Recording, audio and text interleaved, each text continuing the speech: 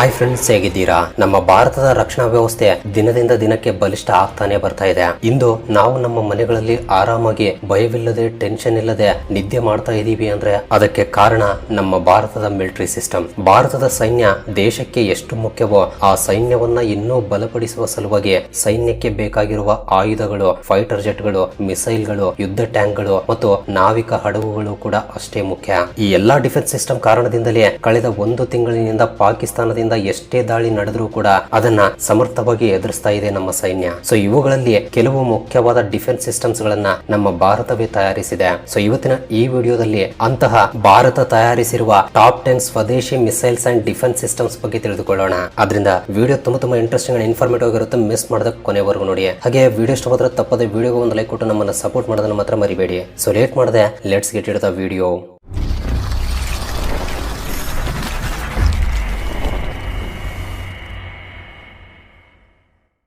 Number 10, Dhanush artillery gun. ಈ Dhanush artillery gun ಭಾರತದ ಸೈನ್ಯಕ್ಕೆ ಒಂದು ಮುಖ್ಯ ಆರ್ಟಿಲರಿ ವ್ಯವಸ್ಥೆಯಾಗಿದೆ. ಇದನ್ನ DRDO ಮತ್ತು ಆರ್ಡಿನೆನ್ಸ್ ಫ್ಯಾಕ್ಟರಿ ಬೋರ್ಡ್ OFB ಒಗ್ಗೂಡಿ ಅಭಿವೃದ್ಧಿಪಡಿಸಿವೆ. ಈ ಧನುಷ್ ಗನ್ ಸ್ವೀಡನ್ ದೇಶದ ಬೋಫರ್ಸ್ ಗನ್ ಆಧಾರದ ಮೇಲೆ ಅಭಿವೃದ್ಧಿಪಡಿಸಲಾಗಿದೆ. ಆದ್ರೆ ಇದರಲ್ಲಿ 80% ಭಾಗಗಳು ಭಾರತದಲ್ಲೇ ತಯಾರಾಗಿವೆ. ಇದು ಪೂರ್ತಿಯಾಗಿ ಡಿಜಿಟಲ್ ಫೈರ್ ಕಂಟ್ರೋಲ್ ಸಿಸ್ಟಮ್ ನಿಂದ ನೈಟ್ ವಿಷನ್ ಅಂಡ್ GPS ಆಧಾರಿತ ಟಾರ್ಗೆಟ್ ಅಕ್ವಿಸಿಷನ್ ವ್ಯವಸ್ಥೆಗಳಿಂದ ಬರುತ್ತೆ. ಇನ್ನು ಈ ಗನ್ನಿನ ಟೆಕ್ನಿಕಲ್ ವಿಷಯಗಳ ಬಗ್ಗೆ ಮಾತನಾಡೋದಾದ್ರೆ ಇದು 45 ಕ್ಯಾಲಿಬರ್ ಸೆಲ್ಫ್ ಪ್ರೊಪೆಲ್ಡ್ ಹೋವಿಟ್ಸರ್. ಈ ಧನುಷ್ ಗನ್ ನ ಸಮರ್ಥವಾದ ಫೈರಿಂಗ್ ರೇಂಜ್ ಸರಿಸುಮಾರು 28 ಕಿಲೋಮೀಟರ್ ವರೆಗೆ ಇರುತ್ತೆ. ಈ ಗನ್ ಪ್ರತಿ ನಿಮಿಷಕ್ಕೆ 6 ರಿಂದ 8 ಶೆಲ್ ಗಳನ್ನ ಸುಡಬಲ್ಲದು. ಇದರ ತೂಕ ಸರಿಸುಮಾರು 12,000 ಕೆಜಿಗಳು. ಈ ಧನುಷ್ ಆರ್ಟಿಲರಿ ಗನ್ ಭಾರತ ಸೇನೆಯ ಜೊತೆ ಸೇರಿ ಅನೇಕ ಸಕ್ಸಸ್ಫುಲ್ ಟ್ರಯಲ್ಸ್ ಗಳನ್ನು ಕೂಡ ಕಂಪ್ಲೀಟ್ ಮಾಡಿದೆ. ಈ ಧನುಷ್ ಆರ್ಟಿಲರಿ ಗನ್ ಭಾರತ ಸೈನ್ಯ ಶಕ್ತಿಯನ್ನ ಹೆಚ್ಚಿಸೋದ್ರಲ್ಲಿ ಮುಖ್ಯ ಪಾತ್ರವನ್ನು ವಹಿಸುತ್ತೆ ಮತ್ತು ಇದನ್ನ ಮೇಡ್ ಇನ್ ಇಂಡಿಯಾ ಟೆಕ್ನಾಲಜಿಯಿಂದ ಆಧುನಿಕ ಸೈನಿಕ ಅವಶ್ಯಕತೆಗಳಿಗೆ ಅನುಕೂಲಕರವಾಗಿ ತಯಾರಿಸಲಾಗಿದೆ. Number 9, Nag anti tank guided missile. Defence research and development organisation ಅಭಿವೃದ್ಧಿಪಡಿಸಿರುವ ಒಂದು ಆಂಟಿ ಟ್ಯಾಂಕ್ ಗೈಡೆಡ್ ಮಿಸೈಲ್ ಇದು. ಭಾರತದ ಸೈನ್ಯ ಶಕ್ತಿಯಲ್ಲಿ ಇದು ಮುಖ್ಯ ಪಾತ್ರವನ್ನು ವಹಿಸುತ್ತೆ. ಇದರ ಟೆಕ್ನಿಕಲ್ ಇನ್ಫಾರ್ಮೇಶನ್ ಬಗ್ಗೆ ಹೇಳಬೇಕು ಅಂದ್ರೆ ಇದೊಂದು 3D generation aunty tank guided missile. ಇದೊಂದು ಫೈರ್ ಅಂಡ್ ಫಾರ್ಗೆಟ್ ಮಿಸೈಲ್ ಕೂಡ ಹೌದು. ಅಂದ್ರೆ ಒಂದು ಸಲ ಲಾಂಚ್ ಮಾಡಿದ ನಂತರ ಗೈಡೆನ್ಸ್ ಕೂಡ ಅವಶ್ಯಕತೆ ಇರಲ್ಲ. ಇದರಲ್ಲಿ ಇಮೇಜಿಂಗ್ ಇನ್ಫ್ರಾರೆಡ್ ಅಂದ್ರೆ IIR ಹೋಮಿಂಗ್ ಸೀಕರ್ ಅನ್ನ ಬಳಸಲಾಗಿದೆ. ಇದು ಗುರಿಯನ್ನ ಸ್ವತಃ ಗುರುತಿಸಿ ಅದನ್ನ ಡಿಸ್ಟ್ರಾಯ್ ಕೂಡ ಮಾಡಬಲ್ಲದು. ಈ ನಾಗ್ ಮಿಸೈಲ್ ಸುಮಾರು 4 ಕಿಲೋಮೀಟರ್ಗಳವರೆಗೆ ಟಾರ್ಗೆಟ್ ಅನ್ನ ಡಿಸ್ಟ್ರಾಯ್ ಮಾಡಬಲ್ಲದು. ಇದರ ತೂಕ ಸರಿಸುಮಾರು 42 ಕೆಜಿಗಳು. ಈ Nag missile high explosive anti tank ಗಳಾದಂತಹ ಅತ್ಯಾಧುನಿಕ ಟ್ಯಾಂಕ್ ಗಳನ್ನು ಕೂಡ ನಾಶ ಮಾಡುವ ಸಾಮರ್ಥ್ಯವನ್ನ ಹೊಂದಿದೆ. ಈ ನಾಗ್ ಮಿಸೈಲ್ ಗಳನ್ನ ವಿವಿಧ ಪ್ರದೇಶಗಳಿಂದ ಲಾಂಚ್ ಮಾಡಬಹುದು. ಮೊದಲನೆಯದು ಲ್ಯಾಂಡ್ ವರ್ಷನ್, ಇದನ್ನೇ ನಾಮಿಕ ಎಂದು ಕರೀತಾರೆ. ಎರಡನೆಯದ್ದು ಹೆಲಿಕಾಪ್ಟರ್ ವರ್ಷನ್ ಹೆಲಿನಾ, ಇದನ್ನ ಧ್ರುವಸ್ತ್ರ ಎಂದು ಕೂಡ ಕರೀತಾರೆ. ನಿಜ ಹೇಳಬೇಕು ಅಂದ್ರೆ ಇದು ಭಾರತದ ಸೈನ್ಯಕ್ಕೆ ಅತ್ಯಂತ ಮುಖ್ಯವಾದ ಒಂದು ಆಯುಧ ಅಂತ ಹೇಳ್ಬೋದು. ಮುಖ್ಯವಾಗಿ ಪಾಕಿಸ್ತಾನ ಮತ್ತು ಚೀನಾಗಳಂತಹ ದೇಶಗಳ ಜೊತೆ ಬೆಳೀತಾ ಇರುವ ಬಾರ್ಡರ್ ಡಿಸ್ಪ್ಯೂಟ್ ಗಳನ್ನ ದೃಷ್ಟಿಯಲ್ಲಿಟ್ಟುಕೊಂಡು ಈ ಮಿಸೈಲ್ ಶತ್ರುಗಳ ಅತ್ಯಾಧುನಿಕ ಟ್ಯಾಂಕ್ ಗಳನ್ನ ನಾಶ ಮಾಡಬಲ್ಲದು. Number 8, INS Vikrant. ಈ INS ವಿಕ್ರಾಂತ್ ಭಾರತ ನೌಕಾದಳದ ಮುಖ್ಯ ವಿಮಾನ ವಾಹನ ನೌಕೆ ಅಂದ್ರೆ ಒಂದು ಏರ್ ಕ್ರಾಫ್ಟ್ ಕ್ಯಾರಿಯರ್. ಇದು ಭಾರತದ ನೌಕಾದಳ ಶಕ್ತಿಯನ್ನ ಹೆಚ್ಚಿಸೋದ್ರಲ್ಲಿ ಮುಖ್ಯ ಪಾತ್ರವನ್ನು ವಹಿಸುತ್ತೆ. ಇದು 1971ರ ಯುದ್ಧದಲ್ಲಿ ಪಾಲ್ಗೊಂಡಿರುವ ಹಳೆಯ INS ವಿಕ್ರಾಂತ್ ಎಂಬ ಏರ್ ಕ್ರಾಫ್ಟ್ ಕ್ಯಾರಿಯರ್ ಗೆ ಪ್ರತೀಕವಾಗಿ ಇದಕ್ಕೆ ಈ ಹೆಸರನ್ನ ಇಟ್ಟಿದ್ದಾರೆ.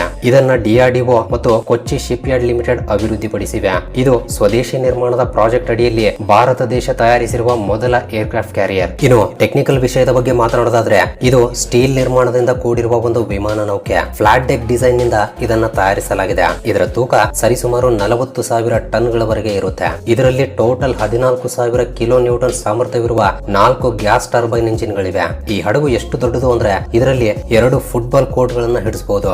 ಇದು ಸರಿಸುಮಾರು 30 ವಿಮಾನಗಳನ್ನ ಮತ್ತು ಹೆಲಿಕಾಪ್ಟರ್ ಗಳನ್ನ ತನ್ನ ಡೆಕ್ ಮೇಲೆ ಪಾರ್ಕ್ ಮಾಡಿಕೊಳ್ಳಬಲ್ಲದು. ಇದರ ಮೇಲೆ ಫೈಟರ್ ಜೆಟ್ ಗಳು, ಮಲ್ಟಿ ರೋಲ್ ವಿಮಾನಗಳು ಮತ್ತು ಅಬ್ಸರ್ವೇಷನ್ ಹೆಲಿಕಾಪ್ಟರ್ ಗಳು ಕೂಡ ಇರುತ್ತವೆ.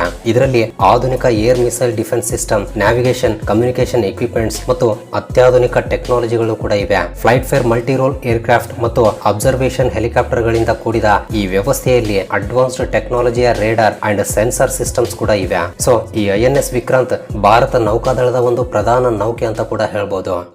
Number 7 Pinaka multi barrel rocket launcher. ಇದು ಭಾರತ ಸೈನ್ಯ ಉಪಯೋಗಿಸುವ ಒಂದು ಅತ್ಯಂತ ಆಧುನಿಕ ಮತ್ತು ಸಮರ್ಥವಾದ ರಾಕೆಟ್ ವ್ಯವಸ್ಥೆ. ಇದನ್ನ ಡಿಆರ್ಡಿಒ ಅಭಿವೃದ್ಧಿಪಡಿಸಿದೆ. ಇದರ ಹೆಸರನ್ನ ಹಿಂದೂ ಪುರಾಣಗಳಲ್ಲಿರುವ ಮಹಾಶಿವನ ಧನಸ್ಸಿನ ಹೆಸರಿನ ಆಧಾರದ ಮೇಲೆ ಇದಕ್ಕೆ ಆ ಹೆಸರನ್ನ ಇಡಲಾಗಿದೆ. ಈ ಪೀನಾಕ ಸಿಸ್ಟಮ್ ರಾಕೆಟ್ ಗಳಲ್ಲಿ ಒಂದು ಆಧುನಿಕ ನ್ಯಾವಿಗೇಷನ್ ಮತ್ತು ಗೈಡೆನ್ಸ್ ಸಿಸ್ಟಮ್ ಇರುತ್ತೆ. ಇದರ ಸಮರ್ಥವಾದ ಫೈರಿಂಗ್ ರೇಂಜ್ ಬಂದ್ಬಿಟ್ಟು 37 ರಿಂದ 75 ಕಿಲೋಮೀಟರ್ ವರೆಗೆ ಇರುತ್ತೆ. ಇದರಲ್ಲಿ 12 ಬ್ಯಾರಲ್ಸ್ ಇರುತ್ತವೆ. ಇವು 44 ಸೆಕೆಂಡ್ಗಳಲ್ಲಿ 12 ರಾಕೆಟ್ ಗಳನ್ನ ಒಂದೇ ಬಾರಿ ಲಾಂಚ್ ಮಾಡಬಲ್ಲವು ಮತ್ತು ಅನೇಕ ಟಾರ್ಗೆಟ್ಸ್ ಗಳನ್ನ ಒಂದೇ ಬಾರಿ ನಾಶ ಮಾಡಬಲ್ಲ ಸಾಮರ್ಥ್ಯವನ್ನು ಕೂಡ ಹೊಂದಿದೆ. ಅಷ್ಟೇ ಅಲ್ಲ, 1999ರ ಕಾರ್ಗಿಲ್ ಯುದ್ಧದ ಸಮಯದಲ್ಲಿ ಈ ಪೀನಾಕವನ್ನ ಪರೀಕ್ಷಿಸಿದ್ದಾರೆ. ಇದು ಭಾರತ ಸೈನ್ಯ ಶತ್ರು ಸ್ಥಾವರಗಳ ಮೇಲೆ ಲಾರ್ಜ್ ಸ್ಕೇಲ್ ಅಟ್ಯಾಕ್ಸ್ ಗಳನ್ನ ಮಾಡೋಕೆ ಉಪಯೋಗವಾಗುತ್ತೆ. ಈ Pinaka multi barrel rocket launcher Bharat ಸೈನ್ಯದ ರಾಕೆಟ್ ದಳಕ್ಕೆ ಒಂದು ಮುಖ್ಯವಾದ ಯೂನಿಟ್ ಅಂತ ಹೇಳ್ಬೋದು. Number 6 Prahaar missile. ಭಾರತದ ರಕ್ಷಣಾ ವ್ಯವಸ್ಥೆಯಲ್ಲಿ ಇದೊಂದು ಮುಖ್ಯವಾದ ಮಿಸೈಲ್. ಇದನ್ನು ಕೂಡ ಡಿಆರ್ಡಿಒ ಅಭಿವೃದ್ಧಿಪಡಿಸಿದೆ. ಇದೊಂದು ಸರ್ಫೇಸ್ ಟು ಸರ್ಫೇಸ್ ಮಿಸೈಲ್. ಇದನ್ನ ಭಾರತದ ಸೈನ್ಯಕ್ಕಾಗಿ ಮಾತ್ರವೇ ತಯಾರಿಸಲಾಗಿದೆ. ಇದು ಟ್ಯಾಕ್ಟಿಕಲ್ ಮಿಸೈಲ್ ಕ್ಯಾಟಗರಿಯಲ್ಲಿ ಬರುತ್ತೆ. ಅಷ್ಟೇ ಅಲ್ಲ, ಇದೊಂದು short range of ballistic missile. ಇನ್ನು ಇದರ ಟೆಕ್ನಿಕಲ್ ಇನ್ಫಾರ್ಮೇಶನ್ ವಿಷಯಕ್ಕೆ ಬಂದ್ರೆ, ಈ ಪ್ರಹಾರ್ ಮಿಸೈಲ್ ನ ಮ್ಯಾಕ್ಸಿಮಮ್ ರೇಂಜ್ ಬಂದ್ಬಿಟ್ಟು ಸರಿಸುಮಾರು 150 ರಿಂದ 200 ಕಿಲೋಮೀಟರ್ ಗಳವರೆಗೆ ಇರುತ್ತೆ. ಇದರ ತೂಕ ಸರಿಸುಮಾರು 4600 ಕೆಜಿಗಳವರೆಗೆ ಇರುತ್ತೆ. ಈ ಪ್ರಹಾರ್ ಮಿಸೈಲ್ ನಲ್ಲಿ ಜಿಪಿಎಸ್ ಮತ್ತು ಐಎನ್ಎಸ್ ಆಧಾರಿತ ಗೈಡೆನ್ಸ್ ಸಿಸ್ಟಮ್ ಅನ್ನು ಉಪಯೋಗಿಸಲಾಗುತ್ತೆ. ಈ ಪ್ರಹಾರ್ ಮಿಸೈಲ್ ನಲ್ಲಿ ವಿವಿಧ ರೀತಿಯ ವಾರ್ ಹೆಡ್ಸ್ ಗಳನ್ನು ಕೂಡ ಅಳವಡಿಸಬಹುದು. ಇವುಗಳಲ್ಲಿ high explosive custard war heads ಮತ್ತು ದೇಶೀಯ ವಾರ್ ಹೆಡ್ಸ್ ಕೂಡ ಇವೆ. ಇದನ್ನ ಟ್ರಕ್ ಮೌಂಟೆಡ್ ಲಾಂಚರ್ ಮೂಲಕ ಉಪಯೋಗಿಸಲಾಗುತ್ತೆ. ಇದು ಭಾರತ ಸೈನ್ಯದ ಸಾಮರ್ಥ್ಯವನ್ನ ಹೆಚ್ಚಿಸುವುದರಲ್ಲಿ ಮುಖ್ಯ ಪಾತ್ರವನ್ನ ವಹಿಸುತ್ತೆ. ಮುಂದಿನ ವಿಷಯಕ್ಕೆ ಹೋಗೋಕ್ಕೂ ಮುಂಚೆ, ಒಂದು ವೇಳೆ ನೀವು ಈ ವಿಡಿಯೋನ ಫುಲ್ ಸ್ಕ್ರೀನ್ ಅಲ್ಲಿ ನೋಡ್ತಾ ಇದ್ರೆ ನಿಮ್ಮ ಮೊಬೈಲ್ ಅನ್ನು ಸ್ವಲ್ಪ ಟಿಲ್ಟ್ ಮಾಡಿ ಕೆಳಗಡೆ ಕಾಣ್ತಾ ಇರುವ ಲೈಕ್ ಬಟನ್ ಕಲರ್ ಚೇಂಜ್ ಮಾಡಿಬಿಡಿ. ಅಂಡ್ ಸಬ್ಸ್ಕ್ರೈಬ್ ಮಾಡಿಕೊಂಡಿರುವ Vismayavani family members, love you so much. And first time ಯಾರಾದರೂ ನಮ್ಮ ಚಾನಲ್ ಅನ್ನ ಈಗ ನೋಡ್ತಾ ಇದ್ರೆ ಕೆಳಗಡೆ ಕಾಣ್ತಾ ಇರುವ ರೆಡ್ ಕಲರ್ ಸಬ್ಸ್ಕ್ರೈಬ್ ಬಟನ್ ಮೇಲೆ ಕ್ಲಿಕ್ ಮಾಡಿ ಸಬ್ಸ್ಕ್ರೈಬ್ ಮಾಡಿಕೊಂಡು ಪಕ್ಕದಲ್ಲಿರುವ ಬೆಲ್ ಐಕನ್ ಅನ್ನ ಆಕ್ಟಿವೇಟ್ ಮಾಡ್ಕೊಳ್ಳಿ. ಅಂಡ್ ಬೆಲ್ ಐಕನ್ ಆನ್ ಮಾಡ್ಕೊಳ್ಳೋದು ತುಂಬಾ ಇಂಪಾರ್ಟೆಂಟ್, ಮರಿಬೇಡಿ. Number 5 Akash missile. Akash missile system Bharat ರಕ್ಷಣಾ ವ್ಯವಸ್ಥೆಯಲ್ಲಿ ಒಂದು ಮುಖ್ಯ ಭಾಗ ಅಂತಾನೆ ಹೇಳ್ಬೋದು. ಇದನ್ನು ಕೂಡ ಡಿಆರ್ಡಿಒನೇ ಅಭಿವೃದ್ಧಿಪಡಿಸಿದೆ. ಇದೊಂದು multi role anti aircraft missile system. ಭಾರತದ ಸಶಸ್ತ್ರ ಪಡೆ ಮತ್ತು ಭಾರತದ ಸೈನ್ಯ ಇದನ್ನು ಉಪಯೋಗಿಸುತ್ತೆ. ಈ ಮಿಸೈಲ್ ಸಿಸ್ಟಮ್ ಅನ್ನ ಬಿಡಿಎನ್ ಅಂದ್ರೆ ಭಾರತ್ ಡೈನಾಮಿಕ್ಸ್ ಲಿಮಿಟೆಡ್ ಕಂಪನಿ ತಯಾರಿಸುತ್ತೆ. ಇನ್ನು ಇದರ ಟೆಕ್ನಿಕಲ್ ಇನ್ಫಾರ್ಮೇಶನ್ ವಿಷಯಕ್ಕೆ ಬಂದ್ರೆ, ಇದೊಂದು surface to air missile system. ಇದು ಮೀಡಿಯಂ ರೇಂಜ್ ಮಿಸೈಲ್ ಕ್ಯಾಟಗರಿಯಲ್ಲಿ ಬರುತ್ತೆ. ಈ ಆಕಾಶ್ ಮಿಸೈಲ್ ನ ಆಪ್ಟಿಮಮ್ ರೇಂಜ್ ಬಂದ್ಬಿಟ್ಟು 25 ರಿಂದ 30 ಕಿಲೋಮೀಟರ್ ವರೆಗೆ ಇರುತ್ತೆ. ಇದರ ತೂಕ ಸರಿಸುಮಾರು 700 ಕೆಜಿಗಳವರೆಗೆ ಇರುತ್ತೆ. ಇದರಲ್ಲಿ ಸೆನ್ಸರ್ ಗೈಡೆಡ್ ಸಿಸ್ಟಮ್ ಅನ್ನ ಬಳಸಲಾಗಿದೆ. ಅಷ್ಟೇ ಅಲ್ಲ, ಇದರಲ್ಲಿ ರೇಡಾರ್ ಮತ್ತು ಇನ್ಫ್ರಾರೆಡ್ ಹೋಮಿಂಗ್ ಟೆಕ್ನಾಲಜಿ ಕೂಡ ಇದೆ. ಈ ಮಿಸೈಲ್ ಸಿಸ್ಟಮ್ ನಲ್ಲಿ ಒಂದು ಹೈಲಿ ಎಕ್ಸ್ಪ್ಲೋಸಿವ್ ಹೆಡ್ ಕೂಡ ಇರುತ್ತೆ. ಈ ಮಿಸೈಲ್ ಅನ್ನು ಕೂಡ ವಿವಿಧ ಪ್ರದೇಶಗಳಿಂದ ಲಾಂಚ್ ಮಾಡಬಹುದು. ಇದನ್ನ ಟ್ರಕ್ ಮೌಂಟೆಡ್ ಲಾಂಚರ್ ಅಥವಾ ಫಿಕ್ಸ್ಡ್ ಲಾಂಚರ್ ಮೂಲಕ ಲಾಂಚ್ ಮಾಡಬಹುದು. ಇದರಲ್ಲಿ ಒಂದು ಅಡ್ವಾನ್ಸ್ಡ್ ರೇಡಾರ್ ಸಿಸ್ಟಮ್ ಕೂಡ ಇದೆ. ಇದು ಗುರಿಯನ್ನ ಗುರುತಿಸೋದ್ರಲ್ಲಿ ಮತ್ತು ಟ್ರ್ಯಾಕಿಂಗ್ ನಲ್ಲಿ ಸಹಾಯ ಮಾಡುತ್ತೆ. ಈ ಆಕಾಶ್ ಮಿಸೈಲ್ ಸಿಸ್ಟಮ್ ಭಾರತ ರಕ್ಷಣಾ ವ್ಯವಸ್ಥೆಯಲ್ಲಿ ಒಂದು ಮುಖ್ಯ ಭಾಗ ಅಂತಾನೆ ಹೇಳ್ಬೋದು. ಅಷ್ಟೇ ಅಲ್ಲ, ಏರ್ ಡಿಫೆನ್ಸ್ ಸಿಸ್ಟಮ್ ಅನ್ನು ಕೂಡ ಬಲಪಡಿಸುತ್ತೆ. Number 4 Tejas fighter jet. ಈ ತೇಜಸ್ ಫೈಟರ್ ಜೆಟ್ ಭಾರತದ ಏರ್ ಫೋರ್ಸ್ ಮತ್ತು ನೌಕಾದಳಕ್ಕಾಗಿ ಅಭಿವೃದ್ಧಿಪಡಿಸಿರುವ lightweight multi role fighter jet. ಇದನ್ನ ಡಿಆರ್ಡಿಒ ಮತ್ತು ಹಿಂದೂಸ್ತಾನ್ ಏರೋನಾಟಿಕ್ಸ್ ಲಿಮಿಟೆಡ್ ಒಗ್ಗೂಡಿ ತಯಾರಿಸಿದ್ದಾರೆ.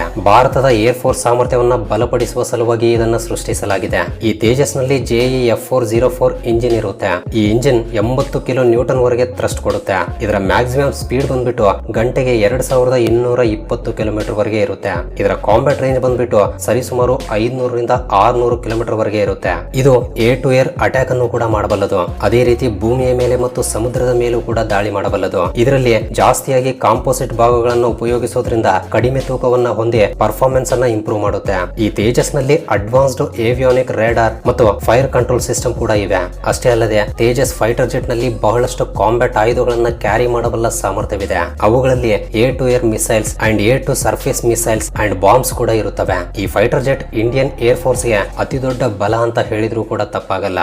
Number 3 Arjun main battle tank. ಈ ಅರ್ಜುನ್ MBT ಎಂಬುದು ಭಾರತದ ಸೈನ್ಯಕ್ಕಾಗಿ ಅಭಿವೃದ್ಧಿಪಡಿಸಿರುವ ಒಂದು ಮುಖ್ಯ ಯುದ್ಧ ಟ್ಯಾಂಕ್. ಇದನ್ನು ಕೂಡ DRDO ಡಿಸೈನ್ ಮಾಡಿ ಅಭಿವೃದ್ಧಿಪಡಿಸಿದೆ. ಈ ಟ್ಯಾಂಕ್ ಅನ್ನ ಭಾರತದ ಮಿಲಿಟರಿ ಸಿಸ್ಟಮ್ ನಲ್ಲಿರುವ ಆರ್ಮರ್ಡ್ ಫೋರ್ಸ್ ಶಕ್ತಿಯನ್ನ ಹೆಚ್ಚಿಸುವ ಸಲುವಾಗಿ ಪ್ರತ್ಯೇಕವಾಗಿ ತಯಾರಿಸಲಾಗಿದೆ. ಈ ಮೇನ್ ಬ್ಯಾಟಲ್ ಟ್ಯಾಂಕ್ ಪೂರ್ತಿಯಾಗಿ ಸ್ವದೇಶಿ ಟೆಕ್ನಾಲಜಿಯಿಂದ ತಯಾರಾಗಿದೆ. ಇದರ ಟೆಕ್ನಿಕಲ್ ಇನ್ಫಾರ್ಮೇಶನ್ ವಿಷಯಕ್ಕೆ ಬಂದ್ರೆ, ಈ ಅರ್ಜುನ್ ಟ್ಯಾಂಕ್ ನ ತೂಕ ಸರಿಸುಮಾರು 58 ಟನ್ ಗಳವರೆಗೆ ಇರುತ್ತೆ. ಈ ಟ್ಯಾಂಕ್ ಉದ್ದ ಸುಮಾರು 10.4 ಮೀಟರ್ಗಳು ಮತ್ತು ಎತ್ತರ 2.3 ಮೀಟರ್ಗಳವರೆಗೆ ಇರುತ್ತೆ. ಅಷ್ಟೇ ಅಲ್ಲ, ಈ ಅರ್ಜುನ್ ಟ್ಯಾಂಕ್ ನಲ್ಲಿ 120 mm ಸ್ಮೂತ್ ಬೋರ್ ಗನ್ ಕೂಡ ಇರುತ್ತೆ. ಇದು ಶಕ್ತಿಯುತವಾದ ಮತ್ತು ಅಕ್ಯುರೇಟ್ ಫೈರಿಂಗ್ ಕೆಪಾಬಿಲಿಟಿಯನ್ನ ಹೊಂದಿದೆ. ಇದ್ರ ಜೊತೆಗೆ 6.62 mm ಸಿಂಗಲ್ ಮಷಿನ್ ಗನ್ ಮತ್ತು 12.7 mm anti aircraft machine gun ಕೂಡ ಇರುತ್ತವೆ. ಈ ಅರ್ಜುನ್ ಟ್ಯಾಂಕ್ ನಲ್ಲಿ 1400 ಹಾರ್ಸ್ ಪವರ್ ಇರುವ ಒಂದು ಡೀಸೆಲ್ ಇಂಜಿನ್ ಕೂಡ ಇರುತ್ತೆ. ಈ ಟ್ಯಾಂಕ್ ನ ಮ್ಯಾಕ್ಸಿಮಮ್ ಸ್ಪೀಡ್ ಬಂದ್ಬಿಟ್ಟು 7 ಕಿಲೋಮೀಟರ್ ವರೆಗೆ ಇರುತ್ತೆ. ಈ ಟ್ಯಾಂಕ್ ನಲ್ಲಿ ಆಧುನಿಕ ರಿಯಾಕ್ಟಿವ್ ಆರ್ಮರ್ ಪ್ಲೇಟ್ಸ್ ಮತ್ತು ಫೈರ್ ರೆಸಿಸ್ಟೆಂಟ್ ಇಂಟರ್ನಲ್ ಶೀಟ್ಸ್ ಕೂಡ ಇರುತ್ತವೆ.